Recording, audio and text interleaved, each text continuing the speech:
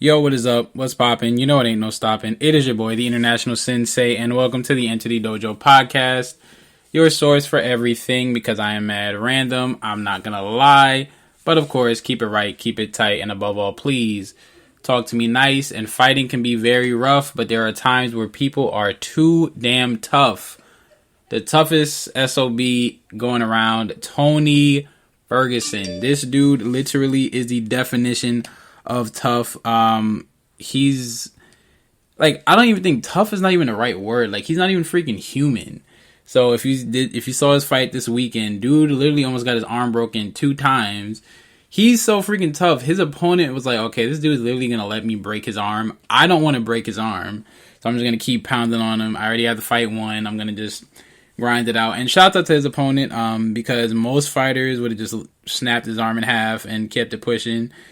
Because look, it's a fight at the end of the day, so you got to take your bumps. If you're gonna choose to be boneheaded and not tap when you've been defeated and let someone break your arm, then your arm just deserves to be broke. You know what I'm saying? So it is what it is. But that was definitely a massive, massive loss.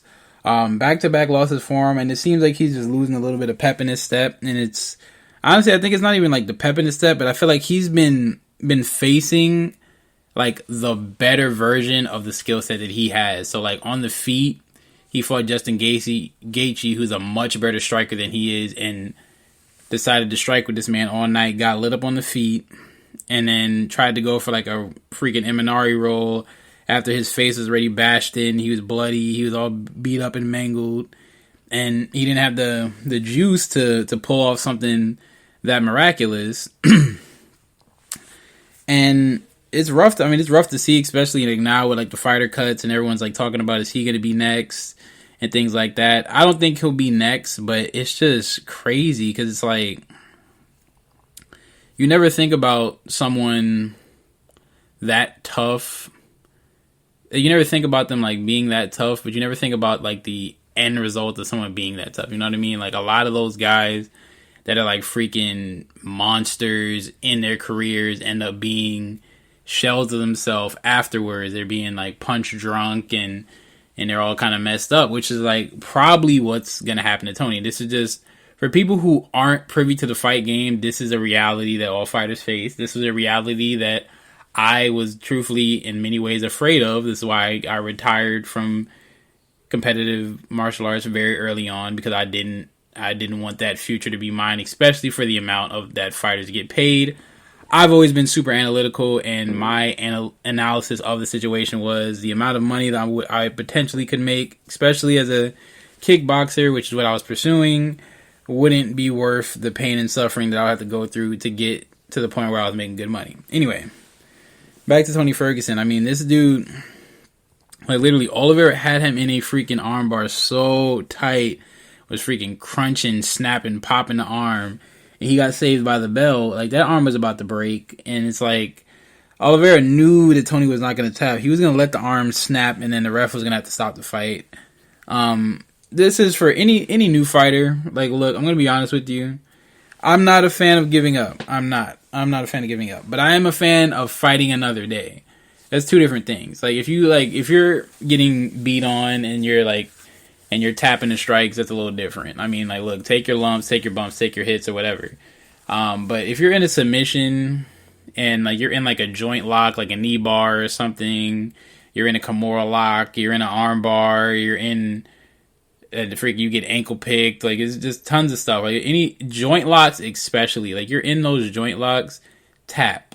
Like if you truly know you're at the point of no return where you cannot get out of this thing, tap.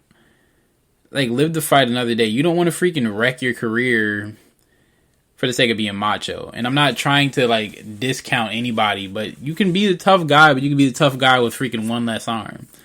A freaking Minotauro Nogueira got his arm broken by Frank Mir by a Kimura lock, and his arm was never the same. There's people whose knees have been freaking mangled by knee bars, and they're not even able to fight the same way they used to fight.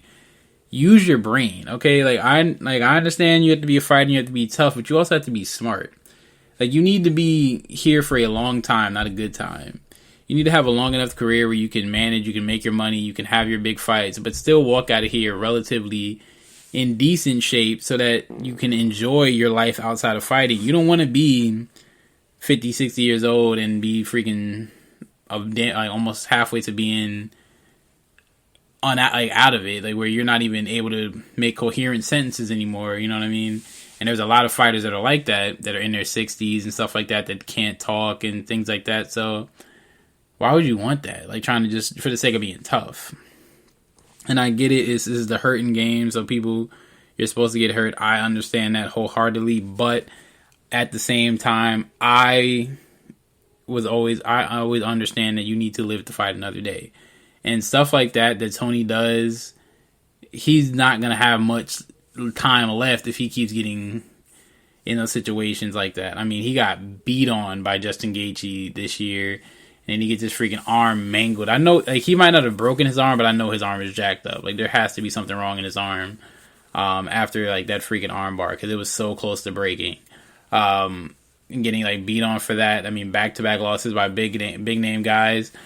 And it also, like, kind of puts him even lower in the pecking order because of how he lost this fight. So it's like, now he's going to have to fight someone else on the come up, and what happens if he loses 3 in a row? What happens if he loses 4 in a row? It's like, now he's going to be like the guy that used to be Tony Ferguson, just getting beat up by younger guys, being like a basically proverbial gatekeeper, knowing that he'll never get the Khabib fight. Like, that fight is never going to happen at this point.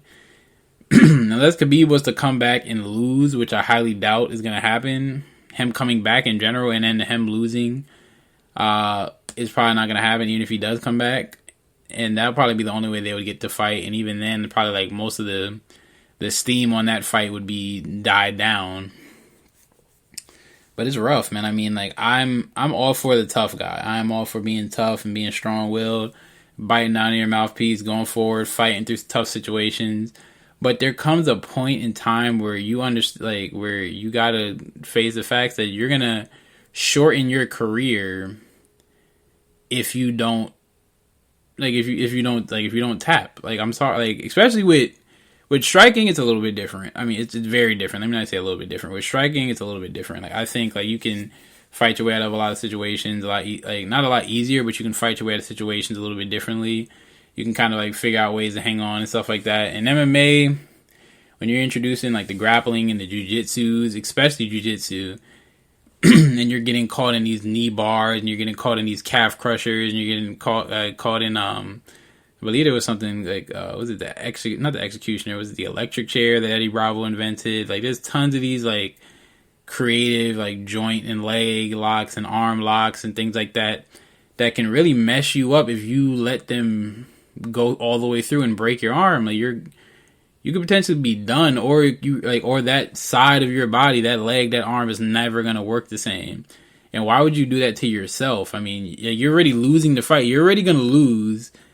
Like, why are you gonna try to keep going and going to? Oh, you know what? I'm just gonna let them break my arm. I'm not gonna tap to it because I gotta be Mr. Tough Guy. Like, come on, bro. Like, use your mind. Like, use your mind. You're in the fight game. It's a game at the end of the day. It's a fight game.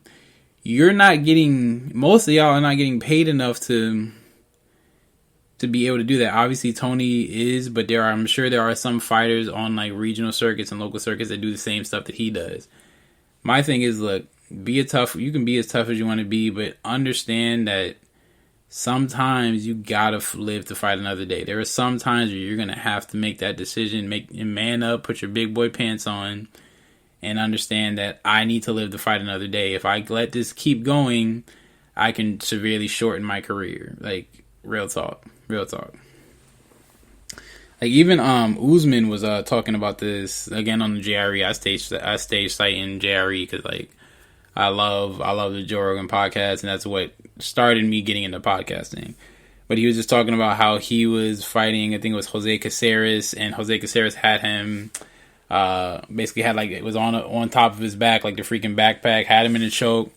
And the organization that he was in particular was like, look, if you get choked out, if you pass out due to a choke, you're suspended for however long. So he's like, look, I need the money. I need to live to fight another day. I can't afford to get suspended for 5-6 months or however long it was. I need the money. So he ponied up and had to tap. But it happens, bro. It's the fight game. You win some, you lose some. Like, everyone loses in some capacity in their career. You know what I'm saying? And it doesn't make you less of a man if you tap. Especially if you know that like, if you know it's locked and it's like, look, I cannot get out of this. Because like, let's call it is what it is. Because I've done some jiu-jitsu training, and I've enjoyed it a lot, and I'm enjoying it the more I learn. But it's like, you get to a point in a position, in a submission that you're like, okay, I do not have a way out of this. And obviously, in like a street situation, it's a little bit different, but we're just strictly talking about in the cage or in a tournament or whatever. And I'm in a choke, and I'm like, okay, I'm trying to fight it. And I'll get to a point where it's like, okay, look, I'm probably like 3 seconds from passing out. I need to go ahead and tap before I'm on Dream Street and having a nice nap. Now, obviously, like chokes, like the like guillotines and stuff like that is a little bit different, but arm locks and different stuff like that, just tap, like, seriously, because you can severely shorten your career if you let those things go on too long. If you get caught, you get caught. It's a loss in your record. Chalk it up to experience. Get your ass back in the gym. Work at it so it never happens again. But don't lay down there and let your freaking arm get ripped in two because just so you can be called a tough guy. Shit, be a tough guy, but be a tough, smart guy. How about that? Use your head, man. Don't be so tough that it shortens your career and it makes your life after this shit harder. Because you got to realize you got tons of life to live after you fight. Most fighters retiring with 30, sometimes 35. So occasionally, like in the Daniel Cormiers of the world, the Yoel Romero's, they like go on to their 40s. Randy Couture, I think, was 46, like 46, 45 or something like that when he was still competing. After that, you have a good amount of years to live life. Why live life half of yourself? You know what I mean? Like, why live life with all this wrong with you? Obviously, you're going to have some injuries that you acquired over the years, but why not try to mitigate that? You know what I mean? But it is what it is, man. I think Tony is definitely a very, very strong competitor. I mean, I hope he comes back, fights again. I don't know who he will fight, but it should be interesting. I mean, he's a really, really strong dude. I highly doubt the Khabib fight will ever happen after this. He's lost like all of his steam at this point. He would have to go on like a crazy, crazy win streak, or Khabib would have to come back and he would have to lose in order to have that fight happen. And I feel like if that were to happen, people probably wouldn't care anymore. But it still would be an interesting fight to see. But yeah, man, I mean, let me know. What do you guys think? Do you feel like it is wrong to not necessarily, I wouldn't even say taking the easy way out, but wrong to live the fight another day? Would you have tapped to that arm bar? Or do you think it's less manly to tap? Whatever, you know what I'm saying? Whatever you think, please tell me. Please tell me. But of course, please share as well, because the Entity Dojo podcast is on iTunes, Spreaker, SoundCloud, Stitcher, Spotify, and all that good stuff. International_Sensei is the gram. Sensei_Global21 is the Twitter. Entity Dojo podcast is the place to be, as you can see. And thank you for hopping on the screen so you can rock with me. I'm the International Sensei. The Entity Dojo podcast wristbands are out. And of course, the Dream Chaser series is coming to you. Got a bunch of interviews I already knocked out. So 2021 is when I'm going to be making those part of my Monday session. So please stay tuned for that. And if you want a wristband, hit my DMs through Cop1. Thank you so much. Oh, and share. There we go. I forgot to say that. Share, and share some damn more. Thank you very much. And we must now exit the dojo. Us.